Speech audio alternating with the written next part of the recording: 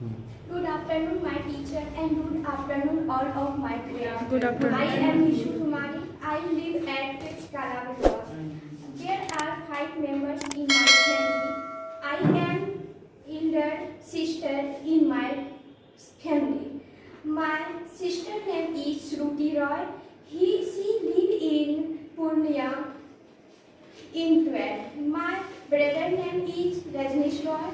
He read in class 5 in DAV Public School, Purnia.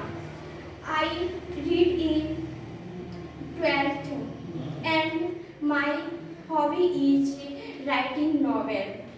I am qualified in GNM from APJ Abdul Kalam in Gaya University, but I am not accepted in my